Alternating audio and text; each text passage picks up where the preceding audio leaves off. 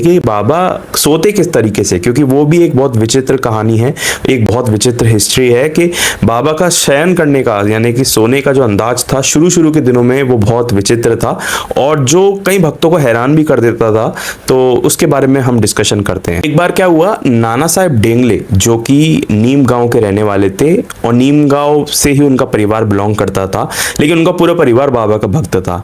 तो नाना साहब डेंगले ने क्या किया, एक लकड़ी का तख्ता लिया है वो बाबा के लिए, जो लगभग 4 हाथ लंबा था और 1 हथेली चौड़ा था। तो छोटा सा ही तख्ता था, तो उनको लगा कि बाबा उसको जमीन पर लगाकर उसके ऊपर सो जाएंगे, और वो बाबा को उन्होंने तोहफे में दे दिया। बट बाबा तो विचित्र अंदाज से सोते थे। बाबा ने क्या किया, वो तख्ता लिया और द्वारका माई से अलग अलग चिंदियाँ इकट्ठी की। चिंदियाँ यानी कि बहुत कमजोर कमजोर पतली पतली जो रस्सियाँ होती हैं उनको इकट्ठा किया, जोड़ा आपस में, और तख्ते के चारों कोने से बांध कर और उसे ऊपर द्वारका माई के ऊपर जो छपरा था, जो छत थी, वहां से लटका दिया।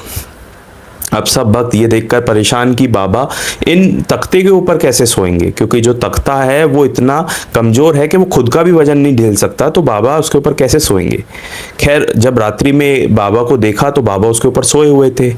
भक्त ये भी सोच रहे थे कि कहीं वो टूट ना जाए, कहीं वो गिर ना जाए, लेकिन अगले दिन सुबह देखते तो बाबा नीचे उतर आया करते थे। ऐसा सिलसिला कुछ दिनों तक चला। सब ये जो प्रश्न था एक से दूसरा, दूसरे से तीसरा, और पूरे शिरडी गांव में ये फैल गया कि बाबा उस तख्ते पर चढ़ते कैसे हैं, वहां सोते कैसे हैं और उतरते कैसे हैं, क्योंकि 2 प्रश्न थे। एक तो वो इतना कमजोर है कि वो पतली चिंदियों पर टिका कैसे हुआ है, और दूसरा प्रश्न ये कि बाबा इतने ऊपर चढ़ते कैसे हैं, उस पर सोते कैसे हैं, और फिर उतरते कैसे हैं, क्योंकि आसपास तो कोई साधन ही नहीं है, तो और ऊंचाई पर भी है वो। और इसके बाद 4 दीपक जो है वो चारों कोने पर उस तख्ते के जलते थे। ये जो जिज्ञासा है भक्तों में फैलने लगी। कुछ सोचने लगे कि हम छुप कर देखेंगे, कुछ सोचने लगे कि हम बाबा से पूछेंगे। ये बातें बढ़ने लग गई।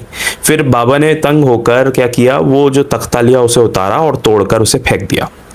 लेकिन भक्तों को फिर भी ये मालूम नहीं पड़ा कि बाबा उस पर सोते कैसे थे।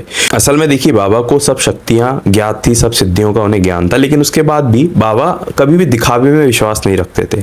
अगर बाबा चाहते तो बाबा बड़ी बड़ी बातें या दिखावा कर सकते थे कि मेरे को ऐसी शक्ति आती है, लेकिन जब लोगों ने चाहा कि वो जान पाए कि उस पर बाबा सोते कैसे हैं, बाबा ने वो भेद या वो राज तो नहीं खोला, लेकिन उस तख्ते को फेंक दिया।